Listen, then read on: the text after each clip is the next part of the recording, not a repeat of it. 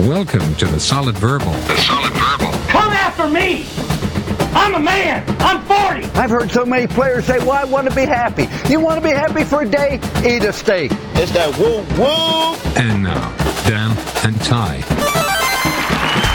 Welcome back to the Solid Verbal, boys and girls. My name is Ty Hildenbrand. Joining me, as always, from over there in New York City, my good friend and colleague and co-host of many years. We all know him lovingly by his birth name, Dan Rubenstein. Sir, how are you? I'm good, Ty. I am terrifically well, and I will tell you this, right off the bat, I will not make the same mistakes you did, Ty. I will not let myself cause my heart so much misery. I will not break the way you did, Ty. You fell so hard. I've learned the hard way to never let it get that far. That would be Kelly Clarkson, right? Good job, Ty. It's weird that that's what you instantly knew, but good job. Yeah, ending my 2-week drought of getting lyrics. Yeah, you're a Clark head. Everybody knows that about you. How's life? Dan, life is good. The weather has turned. It feels like fall. Yeah. Football is in the air. It's Halloween weekend. There's a lot of action in week 9, and I am excited to talk about it all with you, knowing full well that really in the thick of the games this weekend, you're going to be at a wedding. I am going to be at a fall wedding, although I'm going to be in Austin. So in terms of places you must be, and I'm happy to be there. My brother-in-law is getting married. Shout out to Blake and Lisa. If I have to be somewhere, proximity to breakfast tacos and to barbecue and to, I think, pretty decent weather, it's probably better than having to go to like an inn in New Hampshire. Right, to me. So I'm happy. And I'm happy that you're feeling all of the pumpkin spices in the air. Follow-up question, though, because this is something we've talked about a lot over the course of our 10 seasons of podcasting now. This is your brother-in-law getting married. The brother of your wife. How will she feel about you potentially streaming college football at her sibling's wedding? I think she'll be totally good with it because... Wow, okay. That's a risky maneuver. I mean, I've cleared it because I'm not an animal. But sure. Brother's a huge sports fan. Nothing but huge sports fans there. And her parents are enormous sports fans who understand that sometimes there are obligations during big games and you just got to do what you got to do. And there's also a chance that my mother-in-law has some action on some of the Saturday afternoon games. So I'm actually doing everybody a service, keeping people posted. All right. Well, thank you to everybody for tuning into the show. Don't forget you can follow us on Twitter, on Facebook. We're on Instagram. All the usual hotspots, including Apple and Spotify and Google Play podcasts. To all the new listeners who might be stopping by, thank you for spending some of your week with us. I believe this is the best college football weekend of the year because we've got every school celebrating Halloween, which means a bunch of crazy crowd shots of costumes and Halloween-themed headlines. I assume, is game day in Columbus? I assume they are. Game day is in Columbus. That's correct. All right. So we'll see some game day costumes, the cradle of comedy, Columbus, Ohio. Come on through. I'm excited. On that note, we have breaking news! Oh, no. Boop, boop, boop, boop, boop, boop, boop. I have some regular news, too, but continue. We received a tweet from our friend Peter, who helps run the Solid Verbal subreddit. Okay. It has now officially reached 1,000 subscribers, Dan. 1,000. What a moment, Ty. 1,000. And they said we couldn't. Reddit.com/r/solidverbal is where you can find it if you want to partake in the festivities. I did stop by. You stopped by. You actually were the one who alerted me to this, but a couple enterprising verballers took it upon themselves to run their own Danalytics, quite literally. They have listed out every adjective since 2014 that you have used to describe the drum and fife. It made it so much more real, Ty. The quivering, the slobbering, the unctuousness of those adjectives made it. It's pretty special that people are going back and combing through the archives. I'm a fan. What's your real news? That was all I had. Oh, real news is one, strange Jim McElwain death threats that may or may not exist. Oh yeah, well I saw. What is that? That's odd. And let's take this stance right away. never threaten the death of anybody. No, never do that. Not good. But Jim McElwain, in an interview, said that, and obviously Florida fans have become quite restless with how things are going in Gainesville, especially with the offense. And he said he and family members and players have received death threats. And then the university put out a statement saying, we take such things very seriously, but he hasn't shown us any of it. So we can't really comment on anything specifically. And now Jim McElwain is saying, well, when they become a distraction or more serious, then I will take the proper steps, which is certainly one strategy. Okay. What else? There's that. What else we got? Don't threaten people. That's awful. Mike Leach has hired an investigator to dig up dirt on Texas Tech administrators. Good. Great. In an ongoing feud to get back his money that he feels he is owed. Okay. So there's that. Maryland's wearing disgusting uniforms, like not even creatively weird or meaningful. I mean, I guess they're a throwback situation. They're just why? They're very, very yellow, and they're not the only ones. It's an aggressive uniform week. But it's yellow with like lines above and below the lettering and the number. It looks like a number 2 pencil. It's very strange. We've got Illinois going with what it calls a gray ghost against Wisconsin. They're all grays. And Ohio State also going with grays against Penn State. They're also calling for a blackout of the stadium, which I regret to say does not look nearly as cool as a whiteout, but everyone's partaking in this whole color fest on Halloween weekend. What's tough with listen, 0-12 teams should be able to wear and should go for it uniform-wise, just like Alabama, just like whoever. Alabama doesn't, but it is strange when there could not be less excitement around Illinois football, and they're like, but wait, we have special uniforms. Like, okay, cool. All right, Illinois. Get better, Illinois. We'd like to see that. Also, did you see the USA Today publish? They do a deep dive into contracts every year. Okay. So the big salaries and buyouts their document, their database has been updated. Did you see any of those? I thought I saw, and I assumed it must have been a typo, that either Jimbo Fisher or Dabo Sweeney, one of the two of them, or maybe both, had buyouts ranging from 39 to 40 million, something like that. That's correct, Ty. Wow, 80 is that million real? Between the two of them. Yep. Holy crap. Yeah. Now, neither one of them is going to go to the NFL, but certainly there are going to be opportunities that arise down the line that would be intriguing to them, perhaps. Dabo Swinney, $40 million. He makes $8.5 a year. Jimbo, $39, making $5.7 a year. Jim Harbaugh, there's like the weird insurance stuff, but his base salary, or not base, but his contracted salary is $7 million with a $20 million buyout. Chris Peterson, 4.1, which is good, I guess, but a $30 million buyout because he wanted some security there. And of course, Ty, any conversation regarding high contract numbers would be incomplete without noting that Kirk Ferentz, $4.5 million for his annual salary and $22 million in a buyout. There you have it. Shall we get to our Week 9 picks? My floaties are on. Let's dive in, Ty. Dan, Ty, help. I need picks of the week. So you're going to be at a wedding. What time is the wedding? Late afternoon. So I think it's... no. I know. Not ideal. It'll be...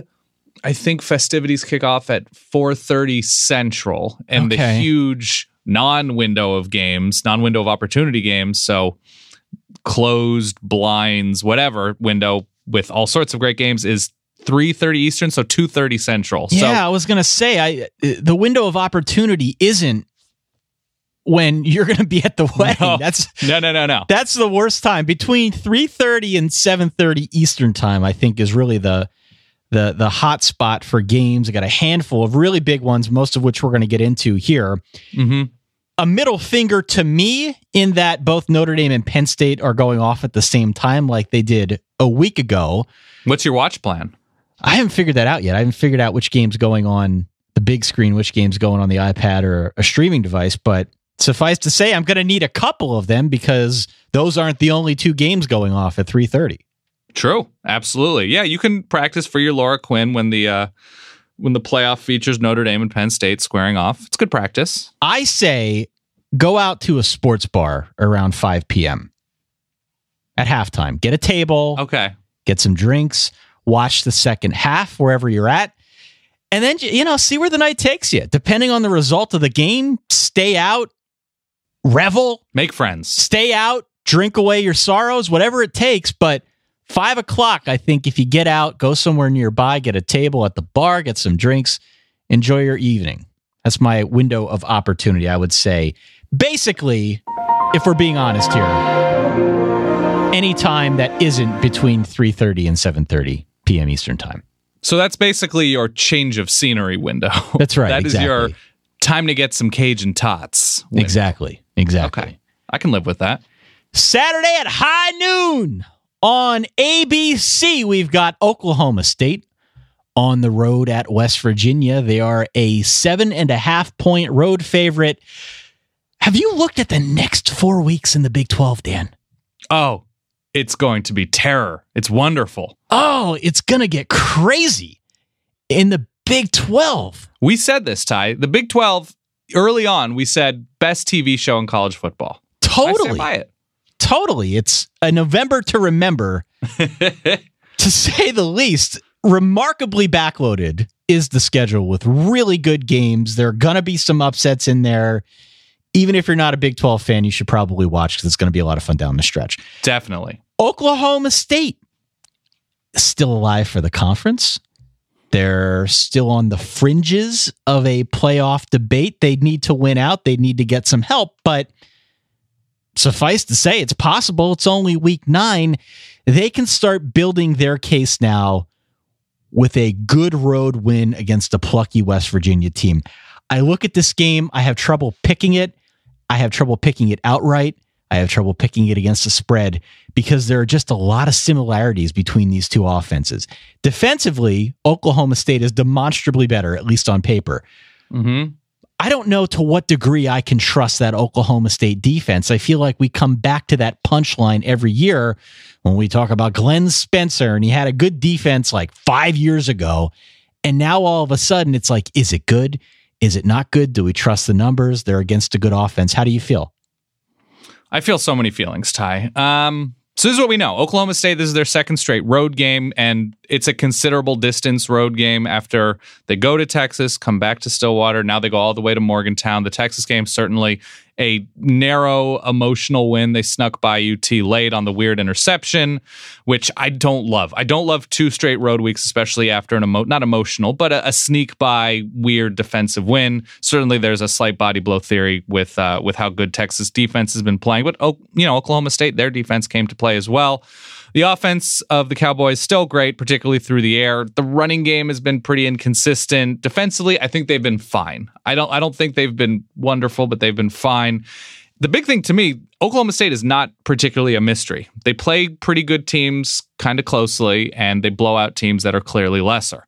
If West Virginia, who is less of a sure thing right now, if they're able to stay with them the first half, make them play 4 full quarters, somehow get better at defending the big pass, which I think is a really bad matchup for West Virginia. With, totally. Junkyard Jim over there. I think they can hang with them. West Virginia just has more questions to me, so I think it's another Oklahoma State sneak by, even though Morgantown is tough.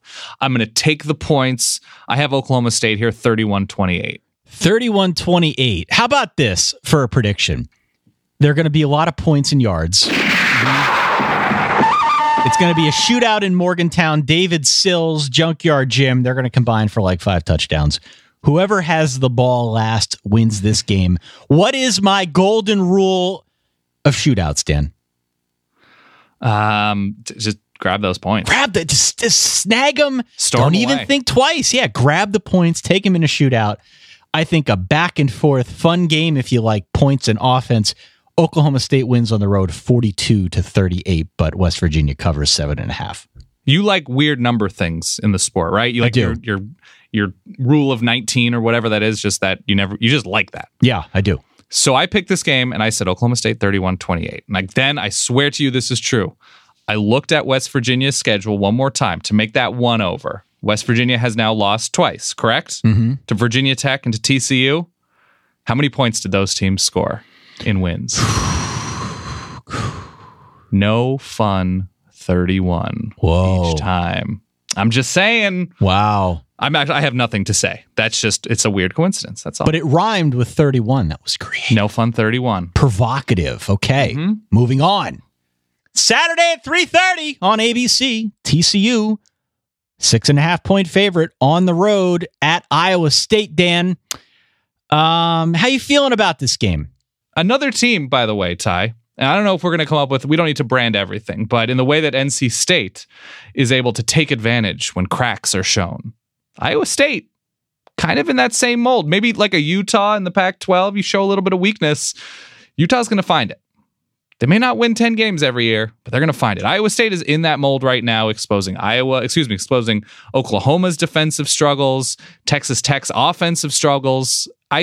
I'm feeling pretty good about where Iowa State is as a program right now. I just feel a lot better about TCU.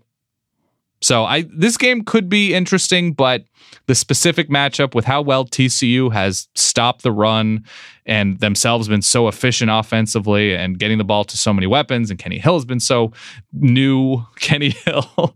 I don't think it's an LRO situation, luck running out. I just think TCU is considerably better, or playing at a better level right now. I think they're a couple touchdowns better. I have the Frogs 30-16. Yeah, this is a creepy little spot here for TCU on Halloween weekend because true. Forgot about that. Yeah, they're unbeaten. They're creeping up in the polls. The next 4 weeks are really difficult. They're in the polls. They're number 25. This is ridiculous. I know. Before the year, we looked at this one and we said this is a gimme. I don't think anyone's considering Iowa State a gimme. They're 5-2. They're playing well. They won with defense of all things at Iowa State a week ago against Texas Tech. This is a pretty good team. They beat Oklahoma on the road. What's interesting about Iowa State is, for as much as we talk about David Montgomery and the Duke of Hazzard, Alan Lazard, of course. And we do not stop talking about David Montgomery. That's Never. Who we are. This isn't a particularly efficient offense. What they're good at is winning field position. They're good at turning you over and getting points if they make it inside your 40, but they're not efficient. There's a lot of headroom there to grow and mature as an offensive unit. That might happen next year or later this year under Matt Campbell. But I think this is the game where that lack of efficiency catches up with them. TCU, I think, can take away the Iowa State running game.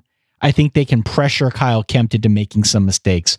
I think it's ultimately their run defense, which changes the complexion of this game and has an impact. So TCU wins on the road and covers 38-27. Fair enough. Saturday, 3:30, CBS. We've got Georgia, a 14-point favorite over the Florida Gators. They call this one the world's largest outdoor cocktail party. They played at Everbank Field in Jacksonville.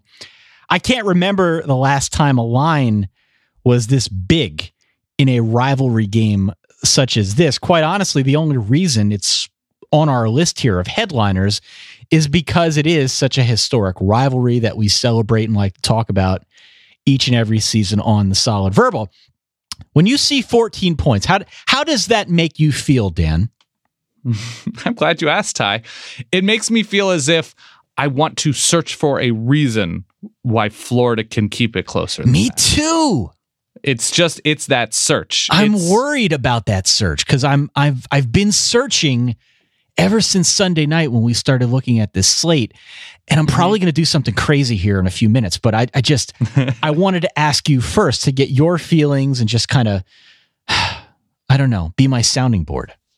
Yeah, and okay, so here's what we know, Ty. Definitively, Florida's defense has been pretty good recently against LSU and Texas A&M. They've improved versus the run after not looking terrific.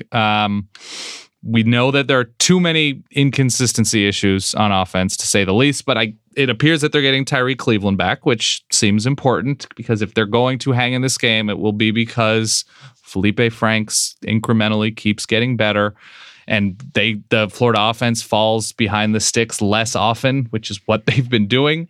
So there is an element of that, maybe popping some big plays, which is what Felipe Franks does sometimes, occasionally. Georgia-wise, we know the defense is outstanding. We know their offense is all right. Still not particularly efficient. They can get the big plays off at a better rate than Florida does. They have skill talent all over the place, but they do rely on those, which, Ty, good for Jake Fromm against a Florida team that gives up too many big plays. Mm-hmm. That's a nice matchup right there. Yeah. And Georgia and Florida, Georgia to a slightly better extent, are outstanding at finishing drives. They're really good in the red zone. Florida does not get there as often as Georgia does, but to look at this game and think it's going to be a pure defensive struggle perhaps overlooks the fact that these two teams, they put up points in the red zone, be it 3, be it 7. It is something that should at least strategically play a wrinkle in this game. So I like this matchup a lot, but I could not find, Ty, for the life of me. I don't love Georgia's corners on every snap, but that it's such nitpicky nonsense that I love Georgia's linebackers and front so much. I have Georgia here 34-13. Wow. Okay. I understand that. I do. I kept coming back to this, for as bad as Florida is on offense, they've been in most of their games. Yeah. Michigan and Vandy, those are the two outliers, but look at the rest of their games. Tennessee, Kentucky, LSU, A&M. All those games were close, man. And they're not good on offense at all, but they're weirdly good at doing just enough to keep it close. Okay. And in a rivalry game where... Gotta throw them out, Ty. I do believe you throw them out regardless of record. You just have to blindly toss them out the window.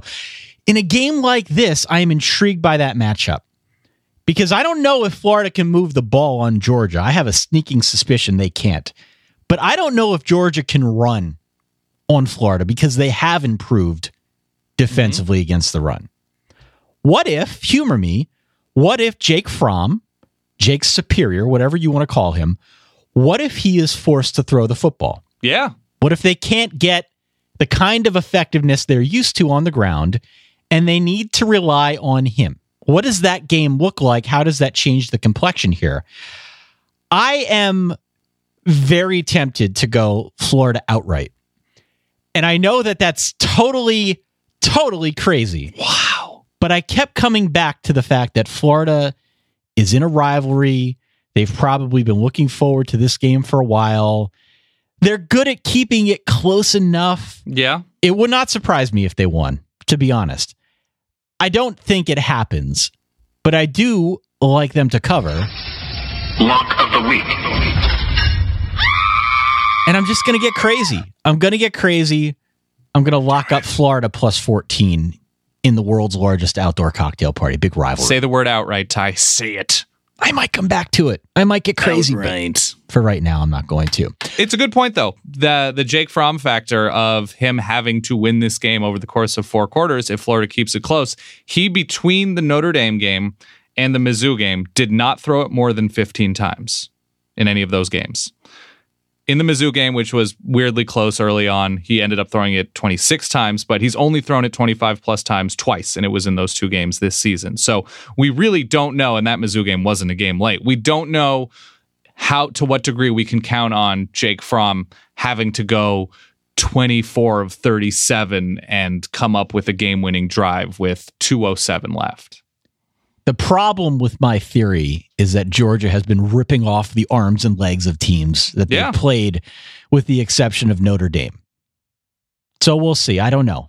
I'm curious. I can envision a scenario in which Florida wins this game outright. Yeah. Also at 3:30 on NBC, Notre Dame, 1 week after their big win against USC in primetime, they're back at home. They are a 7.5-point favorite against visiting NC State. All of a sudden, Dan, like a vision up in the sky, an apparition on Halloween, whatever you want to call it. All of a sudden, it just appears that Notre Dame is this playoff contender. People were talking all week. Yeah. Big win against USC. Maybe Notre Dame is better than advertised. People started writing them off after the 1-point Georgia loss. Turns out Georgia's pretty good, right? It does turn out, yes. Meanwhile, NC State has just been sitting at home licking their chops. They've been howling at the moon like a good wolf pack does, waiting to go on the road and assert their claim as one of the elite teams in college football this year. Remember, they've only got one loss all year. It came in week 1. So far, they've looked pretty good. Not a great loss. Not a great loss by any stretch. Yeah. But it was early. Ryan Finley still has yet to throw an interception. Their front 7 on defense is mobile, agile, hostile. They got Bradley Chubb. I am fascinated by this matchup on all fronts. I think it's reasonable to be fascinated by this. I feel like I'm right there with you. Here's what I ask you about NC State specifically before we get into Notre Dame. Do their wins look as good as they felt when it happened? No. So Louisville has subsequently lost. So they lost, Louisville did, at NC State on a Thursday or Friday night. It was close, but it ended up being a couple touchdowns after, I think, a late pick 6. And then Florida State certainly does not have the luster that it did at the time. So NC State, like good teams do, are able to take it to teams that are showing cracks. Reasonable? Yeah. They beat Syracuse by, I think, a score. They beat Pitt comfortably, but Notre Dame, it seems to me, is a level above. And they're going on the road. Now, granted, for Notre Dame, a week after an emotional win, not emotional win that it came down to the last second, but I think a big relief for the Irish that they really have arrived. They're able to distance themselves from a pretty good team. Sure. It's an impressive showing. Notre Dame's offense is not really a sort of chug-along offense. They're not going 5, 6, 4, 7 yards at a time. Maybe they'll run for 2 yards and then rip off a 17-yard run. Brandon Wimbush might have some accuracy issues, but then complete a ridiculous out pattern for 31 yards. That kind of offense, right? Fair to say? Totally. So really great at generating big plays. They're unbelievable in the red zone. A huge step forward from where they were last season offensively. And NC State is just sort of all right at everything, which is a good thing to be. Don't get me wrong. The defense gives up too many big plays, which is a bad matchup against Notre Dame. But if NC State is going to win this game or keep this game close or give themselves an opportunity to win this game late, it will be because they're able to control the ball offensively, most likely through the air. And it's that Ryan Finley factor. Notre Dame's defense can't get off the field on 3rd and 4, stuff like that. But that's a lot of buts. It's a lot of buts. Too many buts. Ty and I, don't get us wrong, we love lots of buts. Lots of buts. But, and there's another one, I don't know if I love having to qualify everything. No. NC State had a week off, and it could be a letdown spot. Notre Dame's favored by what? What's the latest? 7.5 points? 7.5. 7.5 points. Yeah. I think I'm going to go with the home team that can run the ball well and force a team to be one-dimensional offensively. I'm going to go with Notre Dame by a couple scores here. Okay. I'm feeling something like 28-17. Okay, so That's not reasonable. Lower scoring than I might anticipate. Yeah. I think Notre Dame's defense is going to be able to hold the Wolfpack down a bit. 28-17 in that range. Well, I'm mildly terrified because of the letdown factor. I don't know how much of that will creep in here, but big home win, prime time over USC. I could see a slow start for Notre Dame. And beyond that, what worries me is... And they've been a fast-starting team. They've been a fast-starting team. Yeah. Absolutely. What worries me beyond that is what the matchup looks like between their rushing offense and a really good front 7 for NC State. Really good front 7. It's going to be a war up front. I think Notre Dame has the edge there. But it will be interesting if there's a little bit of a hangover from a week ago and NC State comes out and is able to kind of curtail that attack. I don't think they're good enough to completely shut down Notre Dame. They are, however, definitely good enough to change Chip Long's game plan. And I think that's where the real opportunity lies for Brandon Wimbush. He can connect down the field with guys like Equinemius St. Brown, Chase Claypool, Alize Mack, maybe the coolest name in college football. I think that could be the difference in this football game. Not so much NC State totally shutting down Notre Dame's rushing attack, but maybe keying on it so much that Brandon Wimbush has a chance to look down the field and connect on some bigger throws. I would also encourage everyone to that end to go on out and read what Ian Boyd wrote on SB Nation about how the Notre Dame offense works and how it centers around the running game, how that opens up the pass and whatnot. It kind of plays into this whole theory. I don't want to blindly dismiss NC State's offense either. I mentioned Ryan Finley. They have a couple important weapons. Yeah, I mean, I mentioned Ryan Finley hasn't thrown an interception, but Naheem Hines has grown into a really solid running back. Jalen Samuels, the all-world whatever H-back, leads the team in receptions. They're better throwing than running, but they're still really balanced. And especially in a game like this where there could be a hangover, again, hypothetically, a really balanced attack is something that kind of scares me. USC was supposed to have that balanced attack, but they didn't really show it. NC State, I think, is probably better than USC at this point. And having that balance a week after a big game is something that mildly terrifies me. I agree with you that Notre Dame wins. I think more points. As is typical, though, I have to say that NC State covers the spread. So I'm going to say 38-31 Notre Dame wins. Wow. NC State covers. That's a lot of points. So you like the over, no matter what. I think Notre Dame starts slow, and I think against all statistical proof thus far, which bears out that NC State gets better on defense as the game wears on, I think Notre Dame will find its way in the second half and ultimately come out ahead by a touchdown. Do you have a magic number? So we've talked about this in the past with various situations. Brandon Wimbush has not thrown more than 30 times in all of the games he's played, and he missed one except for the Georgia game. Right. That was a narrow loss. Do you have a magic number if Notre Dame starts slowly and maybe they have to throw from behind a little bit? They go down 14-3 and the run isn't there consistently. If Brandon Wimbush is forced to throw blank number of times, Ty Hildenbrandt become worried. 27. If he's throwing 27 times, that indicates Notre Dame is sort of off what they should be doing. I think, yeah. Okay. Reasonable. Moving on, Saturday at 3:30. This one's on Fox. This is the biggest game of the weekend, let's be honest. We've got Ohio State at home, a 6.5 point favorite against the hated Penn State Nittany Lions. You might recall that last year Penn State won 24-21 in State College after Grant Haley returned a blocked field goal 60 yards for a touchdown. I do recall, yes. It feels like an eternity since you and I talked about Ohio State. What have they been up to lately, you might ask? Somebody got murdered. Burying teams like UNLV and Rutgers and Maryland and Nebraska. They've won their last 5 games by an average of 42 points. JT Barrett on the year has a 21-1 touchdown to interception ratio. J.K. Dobbins averaging 7.5 a carry.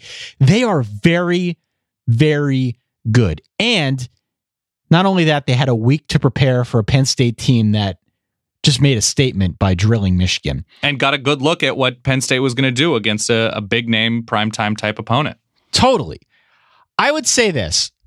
I don't know what your method is for trying to figure out who's going to win and who isn't. If you're kind of on the fence here, don't bother looking at the numbers because they're really not going to help you that much. We know both teams are good. The only thing that I could glean from my Tyometrics is that Penn State special teams are better than I thought. They're better than I thought. Statistically speaking, they're better than I thought. Last year, that played a factor, but beyond that, the numbers for me aren't really breaking one way or the other. It comes down to matchups. All college football comes down to matchups, but is there anything in particular when you look at this game that you're saying, okay, that's something that I need to watch. That's something that I think favors one team over another. Yeah, what Penn State, and especially at linebacker, is able to do against Ohio State on the ground, because Michigan ran directly at the teeth of the Penn State defense. And I imagine, whether it's because of Beckmeyer syndrome and the running JT Barrett a whole bunch in a big game, more so than really talented. We've seen, the 1-2 of these Ohio State backs, particularly J.K. Dobbins, has been pretty electric. But how Ohio State maybe tries to test the perimeter and make the linebackers of Penn State go sideline to sideline, which it didn't seem Michigan was able to do all that well. I'm curious about that because something like that should open up, especially if Ohio State is using sweep motions and stuff like that to get the linebackers' eyes all over the place. That should open up the passing game, which is something we haven't really seen with much success downfield for Ohio State in these bigger games with JT Barrett these past couple seasons. So that to me, I mean, it isn't a specific number, but that is a specific matchup that I think I'm most interested in because, yeah, you're right. Ohio State has been playing games where you just sort of see the score on the bottom line and say, yeah, that makes sense. You don't really have a need to watch Ohio State, Nebraska, or Rutgers, or Maryland, or whoever they've been playing because you knew that this stretch was going to be here, and all that really mattered was what they were able to do against these top-flight teams. Penn State, obvious letdown factor, going to a hostile place after a big emotional win, a revenge spot last week against Michigan after losing the way they did last year. Ohio State, you can throw on them more so, it seems, than you've been able to throw in Ohio State teams in the past, which is the proper context, I think, because their defensive and their front is still so ridiculous. So, yeah, Penn State, their defense has looked nothing short of outstanding. Have they even allowed a point in a first quarter yet? No, they're the only team. The only team in FBS college football that has yet to allow a point. I think they've outscored opponents 90-0 in first quarters so far this season. Yeah, so it's a game that's going to come down to moments, on 3rd and 4. Is Penn State able to keep a drive going? Are they creative enough play calling wise to sort of find the little, the holes in the Ohio State zone, whatever stuff like that? Because Trace McSorley had kind of a garbage game against the Buckeyes last year, right? He did. Yeah, totally. It was not McSorley who won them that game. So I do have concerns. I am actually, and this goes against every muscle fiber that I have in my brain, which is, I don't even know if there are muscle fibers in your brain. Probably not, no. Probably not. I'm taking Penn State here. Yeah. I have not seen a JT Barrett game against a huge opponent that I feel particularly confident about. I'm going Penn State here, not just to cover. It's what, a 7-point spread? Yeah, 6.5, 7, 6.5, 7. Somewhere in there. I am right now feeling better about the readiness of Penn State. I'm not locking it up because that would be ridiculous. That'd be crazy, yeah. But the Lions win here 23-20. Okay, I could see that. You talked about Penn State's linebackers against Ohio State. Let's talk about Ohio State's linebackers against Penn State's offense. Penn State runs a spread, but they do a lot of RPO stuff, run pass option. And what that translates to is a lot of pressure on linebackers. They got to play disciplined because if they overcommit, that's sort of what opens things up for Trace McSorley, both as a runner and as a passer. You mentioned McSorley didn't do a whole lot through the air last year, but he led Penn State in carries and he had a big touchdown late. True. He was able to get something going on offense, just not in the deep state fashion that we grew accustomed to late in the year. Such a great name. It's the best name. Mm-hmm. So my point there is watch Ohio State's linebackers to see if they're able to play their keys correctly, prevent the big plays on the ground through the air by Penn State. That's the first thing. Okay. The second thing that I'm going to watch is, and you alluded to it, the Ohio State defensive line against Penn State's offensive line. That's what I'm most concerned about if I'm a Penn State fan. It should not be overlooked that Penn State's offensive front had trouble with Northwestern. Yeah. I know they won that game, but I'm telling you, dog, if you watched it, they did not look good, and it was freaking Northwestern. Who you calling dog? They were fine last week against Michigan. I feel like this is a much, much different level of a defensive line at this point in Ohio State. They're very, very good. According to Bill Connolly's numbers, Ohio State's defensive line creates the most havoc of any in the country. I think that is the issue for Penn State here, and that is what most concerns me. That said, I'm going to agree with you. And I'm going to harken back to something that our friend David Jones said over at PennLive.com. If you look at what Penn State has done in the past against Ohio State in the Horseshoe, it has not been a pretty picture at all. I was at one of those games, Ty, in 2008, maybe? It was real low scoring and very bad to watch. Totally. But his point is that this is the first time in an eternity where Penn State goes into the shoe with a swagger. And that stands for something in college football. So what'd you say, 23-10? 23-20. No, I think it's real close. Oh, 23-20. What am I saying? I trust Trace McSorley late more so than I trust JT Barrett. Well, let's get nuts and say 24-19, Penn State. Ty, do you know where that Penn State swagger comes from? The Fordham Rams, obviously. Yeah. It's undeniable that Penn State did not have an identity until New York's one true team, the Fordham Rams, gave them benevolently Joe Moorhead. Yeah, they didn't find that identity until about a couple weeks into the year, until that Minnesota game a year ago, after they lost by 39 to Michigan, went to overtime against Minnesota. But from that point forward, the whole script flipped on them, and they've been lights out ever since, haven't lost in the regular season. True. Good game. I'm excited. We'll see. I'm going Penn State outright, and that's out of no disrespect to Ohio State. This is an incredible team. Incredible team, but I got to go with my heart. I'm going to go Penn State. Yeah, fair enough. Okay. Other semi-important games that we should at least discuss here a little bit. We've got Michigan State -2 on the road at Northwestern, Dan. Mm-hmm. I looked at the schedule. I pored over it very intensely. Don't do that. This is probably the most boring Big Ten game since Northwestern's last football game. Oh, you know that's not true, Ty. I mean, this game might be boring, but there's an Illinois, there's a Maryland, there's boring quotients. There's Iowa. I don't know. Let's go Michigan State minus the points here. I'm going to go Michigan State. Also at 3:30 on Saturday, we've got UCLA at Washington. This is an alarmingly high point spread, Daniel. It's also alarmingly early for the Pac-12. Alarmingly high. It is 17 points in favor of Washington. They're at home. A beefy point spread. How do you feel? I feel like UCLA has done very little to get away from the fact that they are the cure for the common offense, which Washington had against Arizona State. So I'd be very appreciative if you dropped the plop, plop, fizz, fizz for me. Plop, plop, fizz, fizz. Oh, what a relief it is. Yeah, that feels right. Yeah, so I think Washington gets it going on the ground. UCLA, as we've seen, granted it was a very limited Oregon offense, but elsewhere early on against Texas A&M, we saw what Khalil Tate did against UCLA. I firmly believe even with Washington having its own injury struggles, Trey Adams, their left tackle's out for the year. They're down a couple corners against Josh Rosen, which is never a wonderful thing.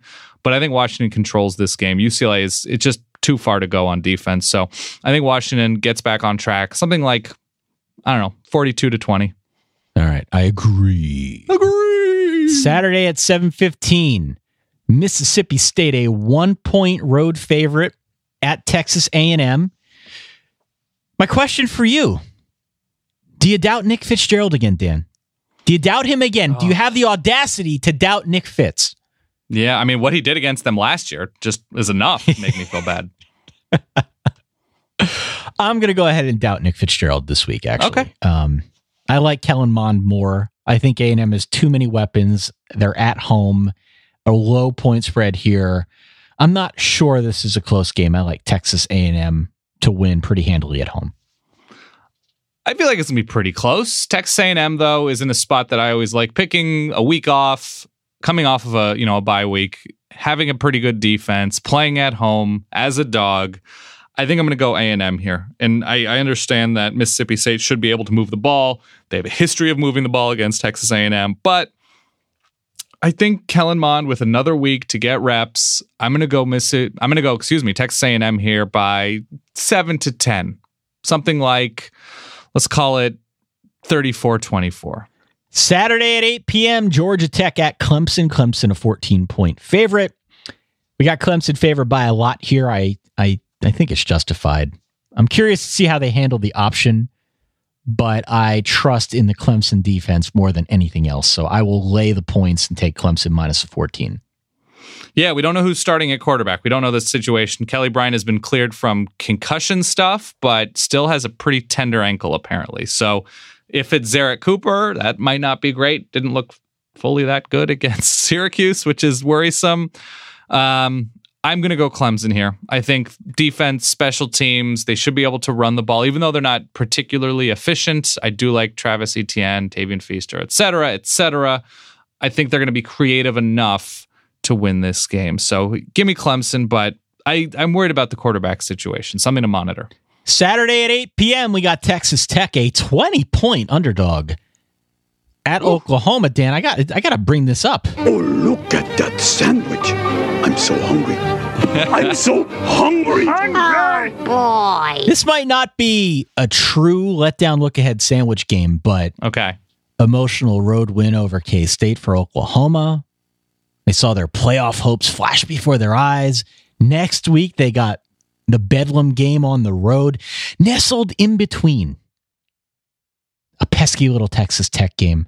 I don't think Tech's good enough to win this game, Dan, but I don't think Oklahoma's defense is good enough to maintain a 20-point lead, a 20-point line in this game where you know Texas Tech is going to come out firing. It's sort of like their national championship.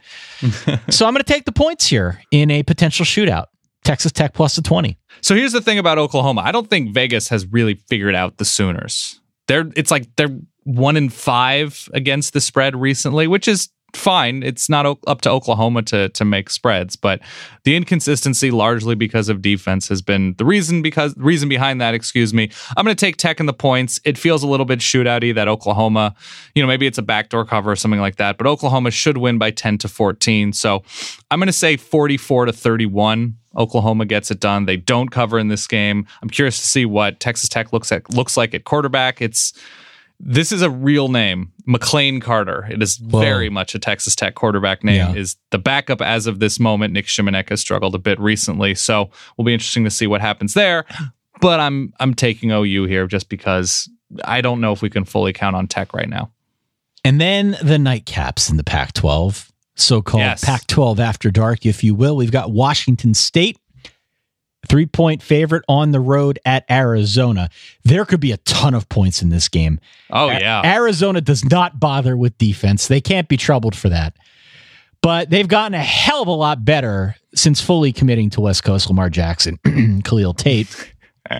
Have you noticed that he has started to bubble up on some Heisman lists? We are responsible for this. I mean, he's ultimately responsible for it, but we are doing everything we can to sort of nudge him along. Yeah. And so Arizona wins last week in one or two overtimes. Our buddy Yogi Roth was on the call, 45-44 on the road at Cal, coming back home to the desert. Washington State, it's a far away trip, Ty. Going from Pullman to Tucson is, I don't know if that's the farthest distance between Pac-12 schools, but it's certainly in my dumb head sounds like it. I really want my pick to be Washington State. I like their defense. Arizona is a little LRO to me just because all of a sudden they have this revelation at quarterback who's running for 200 yards a game. And it's a pace that I don't think anybody can keep up unless he really is, in fact, Lamar Jackson. But the fact of the matter is he didn't win the job outright during fall camp. And that worries me a little bit that he may have a clunker in him against a very, very good defense in Washington State. But if I'm going to believe such a thing, I should think that the line would be a little bit higher. That Washington State, coming off of a couple of impressive wins this year, beating USC the way they did. I hate the travel, though, Ty. I hate that the fact that they're going this far, they're playing that late, they're sitting around all day waiting. I guess it's only 6:30 on the West Coast. I think I'm going to take Arizona. I think their defense is feisty enough to get to Luke Falk enough. They'll be able to generate a couple of big plays on the ground. I think they keep the train rolling. It's just a bad life matchup for Wazoo. I'm going to take Arizona outright. I agree. I think Khalil Tate takes the next step in his Heisman candidacy. Big home W here, 55-52 in Pac-12 after dark. Mm-hmm. And then finally, the late game, 10:45. If you stay up to watch this game, God bless you. USC, also a 3-point road favorite at Arizona State. Dan, I'm going to stick to my guns here. I am going to say body blow theory in play. Interesting. For whom? Body blow theory in play for USC a week after getting pushed around by Notre Dame. Second straight road, yeah. ASU has come on like a freight train. The defense looks for real. I'm going to take them outright at home. I think a big week for both Arizona schools at night. So do you think, okay, so Notre Dame is a team we've established as being very good, most likely in our minds. Notre Dame beating the teams the way they have, now including USC, they're most likely very good. Correct. Right? Correct. USC loses to a very good team, but they themselves have talent on both sides. They're beat up on defense. The receivers have not come through like I think a lot of us imagined they eventually would, with a good quarterback who had finished the year as strongly as USC did last year. If USC loses at Arizona State, and they're only favored by, a field goal? 3, yeah. 3.5 points. It almost seems like we're back at a wheels are coming off in the desert point with USC. USC won the Rose Bowl, and now they're only favored by a field goal against a team that seemed like they were heading in a really poor direction. Arizona State turns it around. I think and I know it's late, but it's not much travel for USC. It's like a 45-minute flight. It's not terribly far. I think we may be undervaluing USC just a little bit. I think so. I think if they stay simple, if they run the ball well, I know they're beat up along both lines. I still feel like there's some undervaluing going on. I'm going to take USC outright to win this game by about 10 points. You're going to regret the day you said that. I'm going to pull that audio out. I'm going to play it. I'm willing to admit when I'm wrong, Ty, because it's the thing I do best. Well, sure. And here's the thing about USC. You're not wrong. And I agree to some extent that they may be undervalued. I still think they're a very, very good football team. I think they might be spent a little bit emotionally after the last couple of weeks. It's been a bit of a bumpy ride for them. And much like we saw with Utah, after they lost 2 big games back to back, it's not too far beyond the realm that they would just lay a stinker here. And they've been sort of underwhelming on the road, just in general. Yeah. I don't know. We'll see. I'm going to go ASU outright. I think they win this game. I think they continue their own momentum. This is a really big game for them, maybe the biggest on the schedule. Yep. All right. So it's at this point in time, before we talk about the Friday 8 p.m. game between Florida State and Boston College, that we take the bubble wrap off another installment of what we're calling the Adam Amin VoiceMeal of the week. Adam Amin, talented broadcaster, noted verbaler, from ESPN. He will be calling the Friday night game, as he does typically on a college football week. He gets things started and has called some really fun games so far this year. Florida State -3 at Boston College is a game that you and I should probably discuss here. But before we do, the voicemail will plunge into the depths that is Boston food. Have a listen. You're doing it, Adam Amin. You're playing with us. You're leaving us a voicemail. Historic. Rustic. Pilgrimy? I feel like these words are accurate and or not real words to describe the clam chowder-rich landscape of Boston College's Chestnut Hill. This week, Mac Brown returns as my partner in a one-night reunion show for the ages and will venture into Boston's North End, the city's oldest residential community that was settled all the way back in the 1630s. And, of course, it's one of the nation's premier Italian food destinations. We'll honor the old world tradition by eating at a place that ends in a vowel. Looking forward to stopping by Strega, one of my absolute favorite spots in this great nation, for an experience authentico. And nothing says authentic like using the word authentico in a super patronizing way. We may also take the time to step into Eagles Deli, but be forewarned, those with weak stomachs may not want to take the Eagles Deli challenge.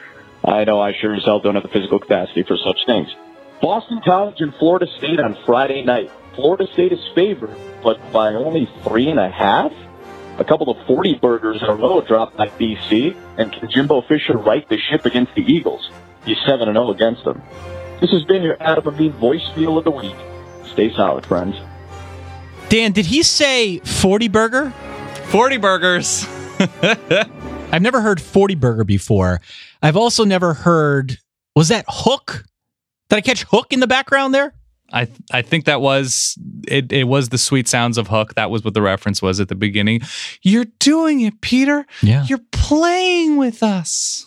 It's a little weird, wouldn't you say? Oh, yeah. Oh, yeah. I recorded that, Ty. And yeah, that's shocker. I know that was me. I recorded that. I was like, I'm going to try to sound like a little kid. Yeah. Like one of the Lost Boys. And you will never hear that audio. Because it was me saying, I guess you're about to hear that audio. I was saying like, you're playing with us, Peter. Wow. Like it was very bad. That's weird. Yep. So that was the better of the two takes. That would have been the end of the podcast right there. That's it. Yeah. Thank you, Adam Amin. Watch his game on Friday night. It's a good one, a more interesting game than I think we ever could have anticipated. We got Florida State, as he said, a 3.5 point road favorite at Boston College. I'm going to throw caution to the wind and go Boston College here at home at night after a couple 40 burgers. This is probably the biggest game I can remember them playing in a long time, especially now since Florida State looks so gettable. I'm going to take Boston. It's another long travel day situation for Florida State. I mean, I don't know when they're actually getting to Chestnut Hill, but yeah, let's go Boston College here. Their defense has been pretty good. Anthony Brown had a huge week last week. There's something strange about that kind of travel as a home dog when you're on an uptick. Yeah, let's go BC. All right. Also, very quickly, Saturday at 12:20, just to be different, we've got Louisville -3 on the road at Wake. Dan, I'm going to go Lamar Jackson and the Cardinals. I think they're a little too much for Wake. Okay. Yeah, I'm going to take Louisville as well here. I think you're going to run on Wake a little bit, and Louisville is going into that mode where they're just going to try to get what they can on the ground. And I think Louisville will be all right. Saturday, 5:45 in the PM, we've got Utah -3 on the road at Oregon. Dan, how you feeling about your Ducks here at home? Not wonderful, but better at home with a good defense as underdogs than on the road against a Utah team who was struggling offensively last week, to say the least, against ASU. Even with Tyler Huntley back, they just looked completely off. Oregon, I guess they're slightly improving on offense with Braxton Burmeister. I don't think Justin Herbert will be playing. Darren Carrington's coming back to Eugene, of course, kicked off the team spring, summer, whenever that was, and is now on Utah and their best receiver. I'm going to, until I see Oregon string together drives over and over again, whatever happens, I am going to take their opponent here. I'm going to go Utah minus a field goal on the road. Yeah, I'm going to go Utah -3. And then finally, I would say Oregon's probably 17 to 20 points better with Justin Herbert and a healthy receiving core, but no. Utah -3 for me. And then finally, 7:30, we've got Tennessee continuing their whirlwind college football road tour here. 1 week after getting destroyed by Alabama, now they're on the road against a Kentucky team, and Kentucky is actually favored by 4.5. I am inclined to go with the Wildcats here at home. Yeah, I'm not super enthusiastic about Kentucky football, but I'm super duper not enthusiastic about Tennessee football. I'm going to go with Kentucky here. Win by a touchdown. It's like 17-10, sure. All right, there you have it. A bunch of games. Man, we count up how many we did. 1, 2, 3, 4, 5, 6, 7, 8, 9, I don't know, like 100 games here. Maybe a solid hundo. Good week of games. Make sure you're in front of a TV around 3:30. That's when all the big ones are. Yeah. A USF favored by 10 against Houston. Maybe that's interesting. Yeah. Less so perhaps than other years. Colorado State, really like Michael Gallup. They're favored by double digits against Air Force. But outside of that, not a huge week outside of the hugeness of all the games we just spoke of. And I just one quick favor. Please. You anything. know I'm very Anything for you. You're my friend. Will you drop that aching, overflowing, surrendering, vigorous drum and fife? Those were different words. They were different words. You did that on purpose. You looked at the subreddit and it creeped you out, didn't it? It made me up my game, Ty. It made me up my game. Okay. Cool. So let's talk Patriot League real quick. 3 games, all happening at 1 p.m. Colgate hosting Bucknell. Hold on. Did you say all happening at the same time? Is that true? I'm looking at it here. 1 p.m., 1 p.m., 1 p.m. Only 3 games, but this is why they're smarter in the Pat League. They play all the games at the same time so that you don't have teams out there with funny business trying to lose on purpose to screw over other teams in the conference. That's just good, honest Patriot League football right there. I also imagine there's like a women's soccer game on the field at 3:30. Stop it. They got to clear out, Ty. Stop it. Colgate hosting Bucknell, and it should be noted, Ty, there will be a burgundy out. But what? There will be a burgundy. You made that up. That's not true. At Colgate. So the crowd is feeling particularly electric, and not just at Colgate, Ty, but in the surrounding town, whatever town that may be. Yeah. Burgundy out. Let's go Colgate here. Give me the Gators. I never picked the Nellies. I'm going Gators as well here. Fordham, here in New York, here in the Bronx, taking on Lehigh. Disappointing years for both of these teams. But Ty, here's where I feel like the game changer is happening. There is going to be a maroon out for Fordham. There's going to be a maroon out. Does that change things for you? I think Fordham is still cowering in the Joe Moorhead-less era. Wow. Yeah, they had a good year last year, but now it started to hit the fan. Give me the Mountain Hawks on the road, soaring to victory here. Yeah, I'm going to take the Engineers as well, just because, listen, we ride with the Lehigh Valley, even though Lehigh's not my team from the Lehigh Valley. Sure. Solid Wife Kate went there. I just feel good about them. You got married there. Yeah. Let's go Lehigh. Final game, Ty. The Crusaders of Holy Cross hosting Georgetown, getting the Hoyas away from Multisport Field. And Ty, got to add one more detail here. Yeah. There's going to be a royal purple out. A royal purple out. There is going to be a royal. That's what the students are saying. There are rumblings right now that there is going to be a royal purple out in this game. Wow. Well, then give me the Crusaders. I have to go Crusaders. You get Georgetown away from Multisport Field, and you've got the royal purple out thing going on. Yeah. Sure. The Crusaders. Ty, you know what a royal purple out is, don't you? That's an RPO. Oh, wow. Don't pick against the RPO. Come on. What are we doing here? There you have it. That does it for our Week 9 college football podcast. We are called Did I give a lock? I don't feel like I did. I don't think you gave one last week either. I didn't give one last week. You know what, Ty? Lock up the Georgia Bulldogs for me, please. Wow. We've got dueling locks here. Yeah, absolutely. All right. Kicking it up a notch. Keep it saucy. In Week 9 on Halloween weekend. I'll be in Austin at a wedding on Saturday. You'll be at a wedding in Austin on Saturday. Don't forget, you can give us a call at 408-VERBAL-1. That's 408-837-2251. That's the Reverb line. If you listen to any of our shows on Sunday, you know that our boy Taylor cuts them up, mashes everything together into about a 3.5-4 minute clip, puts some music behind it, gives us a good way to start off the show, take the temperature of what's going on out there in the world of college football. So we'd encourage everyone to do that. If you're not in a position to call, you can always text. I started getting more text messages. I'm trying to reply to them just to kind of keep conversations going and see how people are feeling about the games and all that. But a bunch of different ways you can get in touch with us as you are living in the moment during these games in Week 9. The other thing I would add is, if you haven't already, subscribe to our newsletter. We'll send it out Friday afternoon. In that newsletter, I'll be sharing a story that I don't think I've ever shared on the podcast about the one time I tried to take my cousin to a Penn State, Ohio State game. Wow. And this was with your first wife too, right? I guess we haven't talked about your first wife on this show. Kate doesn't even know. That's crazy. It's news to me as well. All right. Newsletter of intent. Get in on it. It's a good time. Also follow us on Facebook, on Twitter, on Instagram. And if you haven't subscribed to the show, do that. And oh, by the way, you can rate or review it as well. Every little bit helps. I would say also, Ty, to keep your eyes peeled on Facebook and Twitter in particular, for we are going to try to release the second run of our shirts. And I know you've been dealing with people making sure everybody's gotten their shirts from that first run, but we're going to be doing it with our friends from Cotton Bureau. So keep your eyes open for that, because that's also just how they use and work their site. That's a limited time thing. There's a window. We need to sell at least 12. We will sell at least 12. Yep.